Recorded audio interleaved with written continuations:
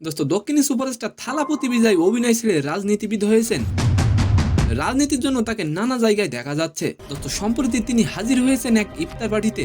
দোস্ত তাহলে কি তামিলনাড়ু নির্বাচন করার জন্য এত বড় সিদ্ধান্ত নিয়েছেন বিজয়, নাকি অন্য কোনো কারণ আছে? এন্ড সেকেন্ড নিউজটি থাকবে দোস্ত, বাংলাদেশ ইন্ডিয়ার ফুটবল ম্যাচের 17 দিন বাকি। হামজার অভিষেক নিয়ে বাংলাদেশে যেমন উৎসাহী বইছে, অপরদিকে ভারতীয় শিবিরে চলছে নানা হিসাব নিকাশ। দোস্ত তাহলে কি হামজার জন্যই সুনীল ছেত্রী আবারও কামব্যাক করলেন? তো নিউজ দুটি জানতে অবশ্যই ভিডিওটি সম্পূর্ণ দেখবেন। দোস্ত 2024 সালের ফেব্রুয়ারিতে রাজনৈতিক দলের ঘোষণা দেন থালাপতি বিজয়, আর এরই মধ্যেই নিজের দল গুছিয়ে নিয়েছেন তিনি। দোস্ত পবিত্র রমজান মাস উপলক্ষে শুক্রবার সন্ধ্যায় চেন্নাইয়ে একটি ইফতার পার্টির আয়োজন করেন বিজয়। সেখানে উপস্থিত ছিলেন রাজনৈতিক নেতৃত্ব এবং চলচ্চিত্রের বেশ পরিচিত মুখ, এবং চেন্নাইয়ের 15টি মসজিদের ইমামরাও আমন্ত্রিত ছিলেন। দোস্ত থালাপতি বিজয় এবং থালাপতি বিজয়ের মুভি আপনার কেমন লাগে অবশ্যই কমেন্ট করে যাবেন।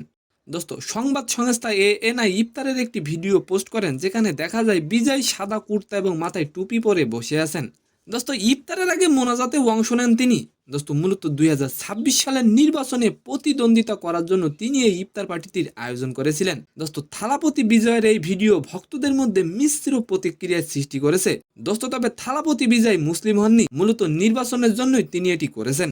এন্ড সেকেন্ড নিউজটি হলো দোস্ত, বাংলাদেশ ও ভারত ফুটবল ম্যাচ ঘিরে উন্মাদনা শুরু হয়েছে। 25শে মার্চ শিলংয়ে এশিয়ান কাপ বাছাই পর্বে লড়াই করবে বাংলাদেশ ও ভারত। দোস্ত তবে খেলার মূল আকর্ষণ হামজা চৌধুরী। দোস্ত আর হামজা চৌধুরীকে থামাতে অবসর ভেঙে সুনীল ছেত্রী ফুটবলে ফেরার ঘোষণা দেন।